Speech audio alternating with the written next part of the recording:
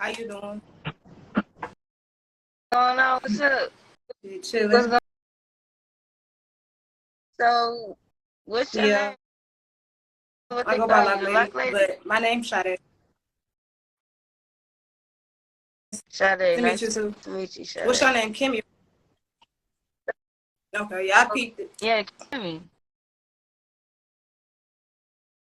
So, how'd you Well, become my a oldest brother, loctician? he had locks since he was like, shit, in high school, and he like probably, I think he mid-30s now. So he used to have me help him do his locks or whatever. Even though I didn't really know what I was doing, he would try to teach me, how to do them. So that got me interested in it, and then I basically fell in love with locks. So I started learning how to do it myself.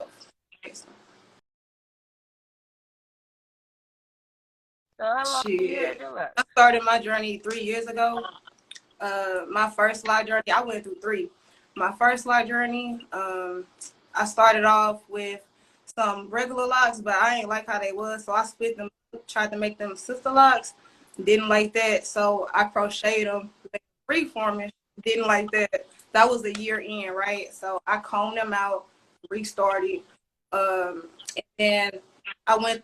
Basically, when I restarted, I just went the regular thick route, the average route.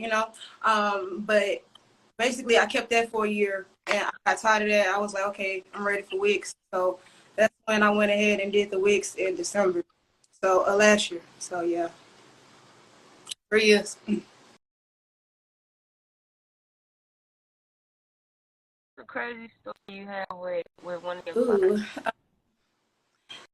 Usually, okay, when I first was starting, people didn't like the fact I was charging late fees because I got tired of people standing me up and stuff. You know what I'm saying?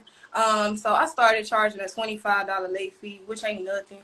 But one of my clients, he went far. Like when I had well, I didn't threaten him. He threatened me. Um, he threatened me because he didn't want to pay the late fee. And I was like, dude, like you just 20 minutes late. You know what I'm saying? But yeah, he just took shit out of proportion. Like I don't even know why he got mad. I think he on something because what I ain't gonna lie. When I would go to his profile, he looked a little off in the head anyway. Like he looked a little cuckoo. So I was already getting weird vibes from him. Like his pictures, he would look like he was drugged or something. You know what I'm saying? So yeah. But yeah, that's the crazy story. He never did come to my door though. He had my address, but he never did come. Hey, cousin Brian. So, as a loctician, do you consider locks like spiritual or just like something like, people Spiritual, put on their because I head? started my spiritual journey 3 years ago. Basically, when I first started doing locks, I had started my spiritual journey as well. That was 3 years ago. I made 3 years doing hair May 29th.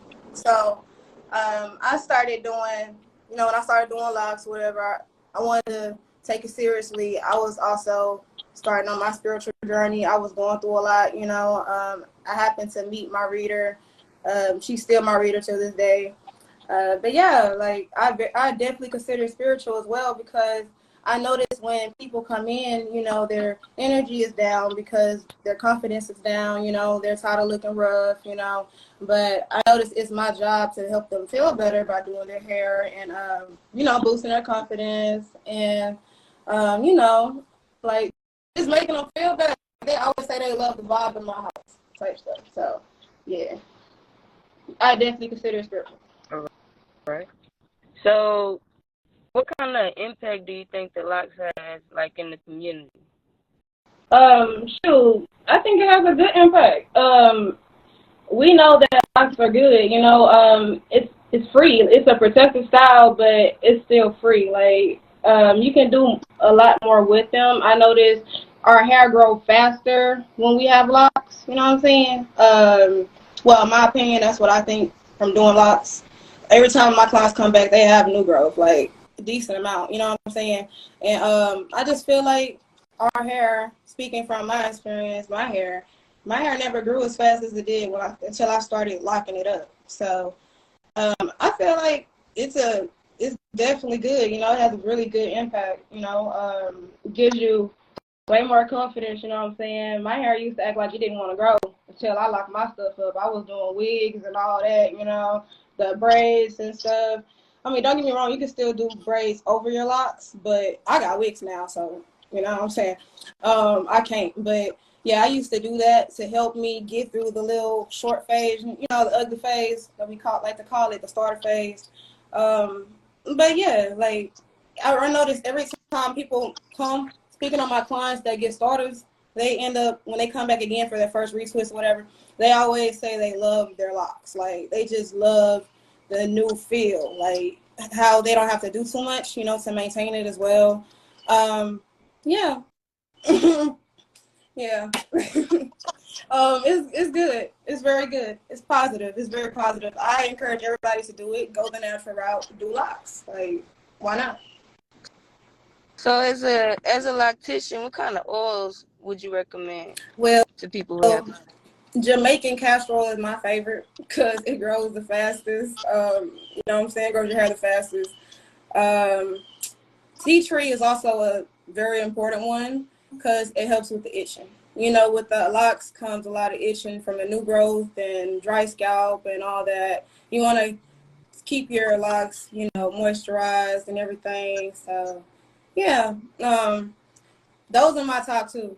Coconut oil is okay, but that's basic. Like I say, pick that if there's nothing else to pick. But definitely go with Jamaican castor oil or tea tree or both. Okay, this is the last question. What kind of advice would you give to people that's trying to start their locks? Make sure you're ready.